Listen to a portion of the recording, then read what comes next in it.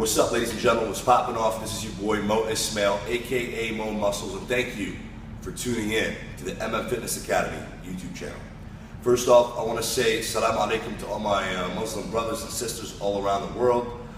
With Ramadan coming up, I've been getting a lot of questions regarding training, nutrition, exercise during Ramadan, how to stay fit, how to stay lean, how to possibly continue whatever regimen you're on. So, I decided to make a video for y'all. So, here we go. Anyways, as you guys, some of you guys know, some of you guys don't know, but Ramadan is pretty much a 30-day period that comes once in the lunar year that Muslims celebrate, and essentially they end up fasting for 30 days. So they fast from sunrise to sunset, which is on average usually anywhere from 10 to 12 hours, depending on where you are in the world. But I've been getting a lot of questions regarding, training, nutrition. What can I do? Should I keep training? What should I eat? How should I eat? When should I eat? So let's go ahead and address these common questions and get this thing started, and hopefully I can help you out. So before I get started with the nutrition and the training, I want to point out some facts and figures here. So let's say on average, a regular person is supposed to be eating, let's say, again, this is a random number. Everybody is different, so don't take this number and say, oh, this is what I need to eat every day, because everybody has completely different calorie maintenance levels. So let's say on average, again, a normal person is supposed to be eating 2,000 calories a day. All right? So here's what happens in Ramadan. You're fasting all day. You're slowing down your metabolism, you're shrinking your stomach, and all of a sudden, boom, sunset comes along, right? What's gonna happen? You or someone you might know, whoever is fasting, first thing you wanna do, obviously, you wanna, rehydrate yourself. So you're gonna start drinking water, drinking juice, whatever it might be, just to break your fast initially. So you pass that point, and then obviously you're gonna start eating. Everywhere, Muslims all around the world, usually it's a feast. You know what I'm talking about. If you've seen it or you do it yourself, it's traditionally some sort of a feast. Breakfast is a feast, or iftar they call it. So what happens is, iftar time comes, you sit there, you sip on some water, break your fast, replenish, and you proceed to your meal. So usually first thing on the menu, at least here in the Middle East, what they end up doing is, they start with a little soup. So a little soup is going to be anywhere from 300 to 400 calories, depending how it's cooked and where it's cooked, or if you're getting it from outside or a restaurant. So that's boom, 300-400 calories. Then you move on to your appetizers, which again might be some fried stuff like sambosa, kibbeh, hummus, salads, whatever you might be eating. That's going to be adding another 400 to 500, 600 calories, depending what you're eating. So you're already about 700-800 calories in without you even eating anything proper. Then you're obviously going to move on to your main dishes, which is going to be a lot of carbs, whether it's like pasta, rice, bread, all these sorts of things start accounting into your meal. And that's just, we're talking about the carbs. Then you start getting into your proteins, some sort of meat usually, or some sort of meat dish that, whether it's chicken, fish, beef, turkey. Obviously you can't eat no ham or any pork or anything, but you're going to be adding on the calories as you go, and you're not even realizing it because you're just so hungry. Your mind wants to eat, but your stomach is also not realizing it because you're eating so fast. So by the end of iftar, you just racked up about 2,000 to 3,000 calories without even realizing it. So you sit there and you're satisfied, and obviously you just feel so full that you just probably don't want to do anything. So you end up sitting around on the couch, watching a little bit of TV. Or some Arabs do, they just go to local, cafe or hookah place, and they just sit there literally for 3, 4, 5 hours, still full from, breakfast or iftar. They're just sitting there, smoking on their hookah, drinking the tea, eating sweets, and in that next time period, let's say with the sweets, you're going to be racking up another 1,000 calories, and this is like a minimum I'm talking about, because these things are calorie dense, right? So by the end of, let's say this 2, 3, 4 hour period from the time you broke your fast until at this point, whatever you're doing, you just racked up around 3,000 to 4,000 calories, and you feel all right. well, you feel lazy. Obviously, you don't want to do anything, but you're just sitting on your ass. You're not really doing anything. So what's going to happen is this. You're going to go back home, or if you're already home, you're still chilling. Let's say you go to sleep, you wake up, and it's right before sunrise, where you have to, it's your last chance to eat or drink again. So what's going to happen then? Some people do this, some people don't. But I'm going to tell you from what I've seen, and some of my friends, I've personally done it in the past. I'll never do it again. But some people feel like that is the last window where you can get as much food as you can. So again, they'll have another similar meal to the iftar meal, and again, they're just munching about like 2,000-3,000 calories right before sunrise, and they have no idea. Obviously, they're not counting calories. Your average person doesn't count calories, and even if you do count calories and you go to the gym, you still don't realize it because you're just hungry. You're hungry all the time, and you want to pretty much guarantee that for the next 12 hours, you're gonna be well fed.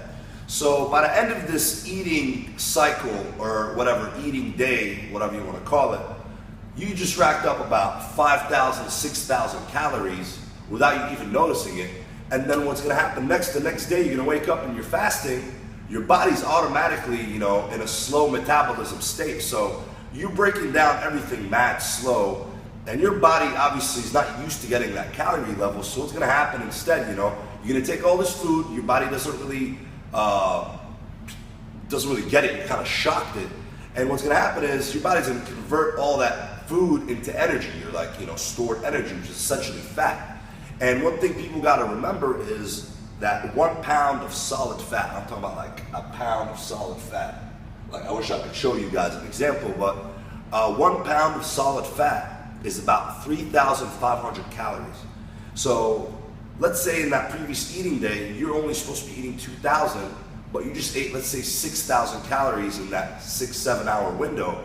You just went over, 4,000 calories surplus, of what you're supposed to eat. So you technically just added a pound of fat just in one day.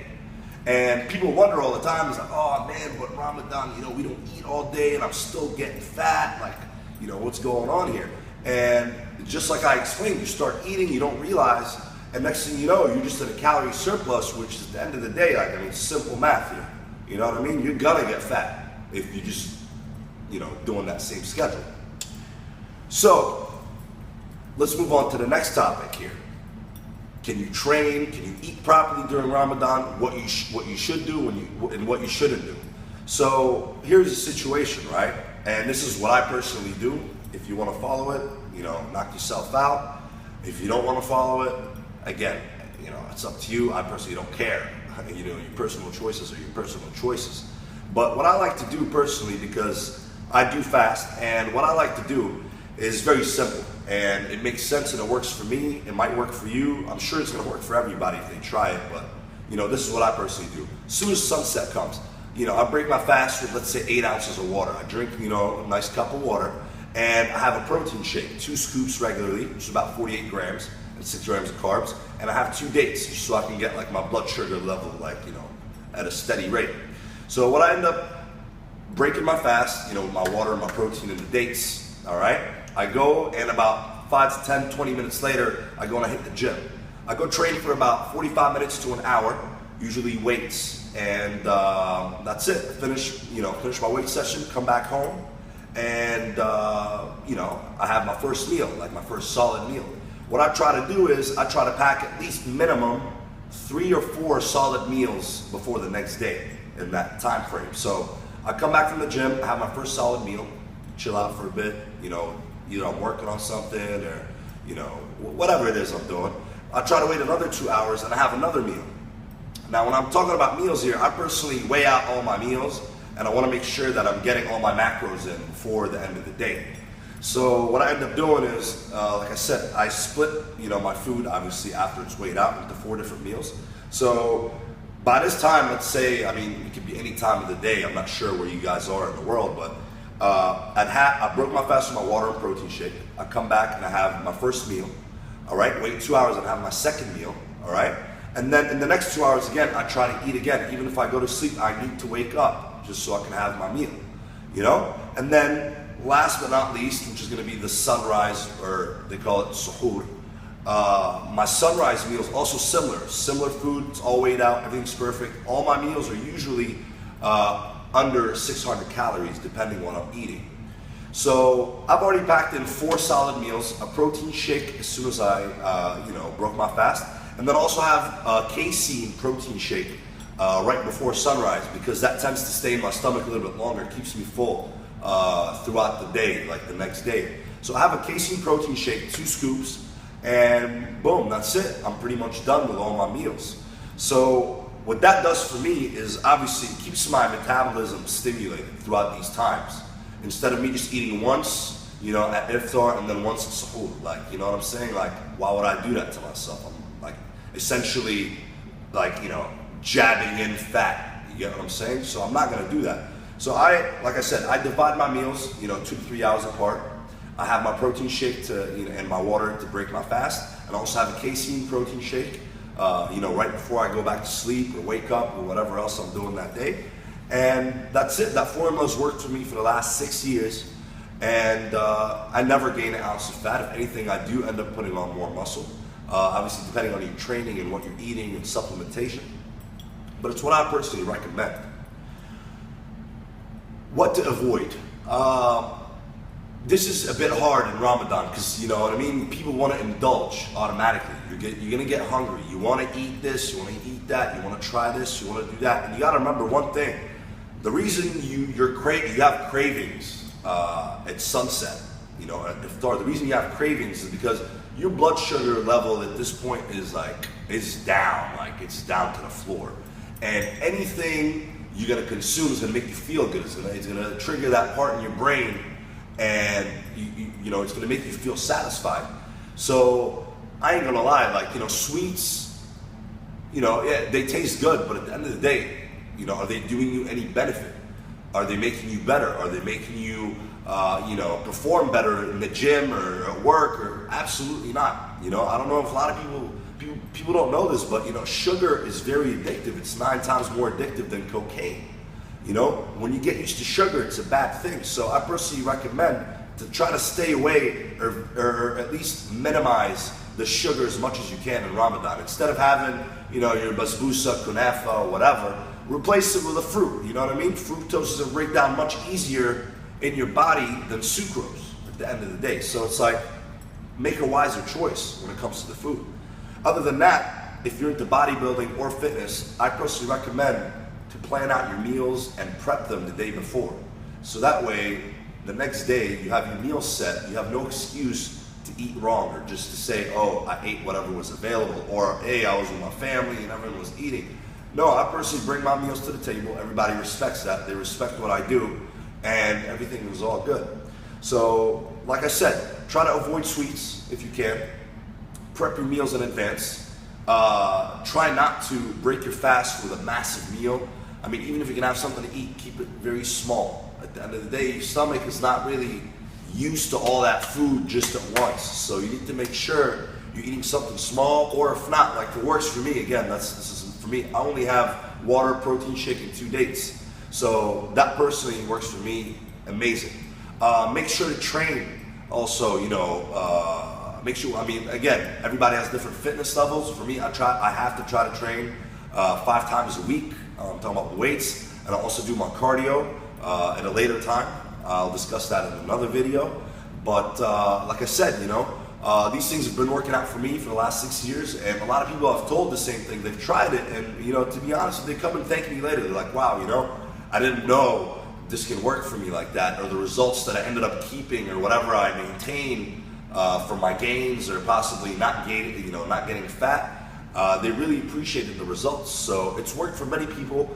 I recommend you try it for yourself a couple of days, see how you feel, and any questions, make sure to holler at me. I'll leave all my information down below.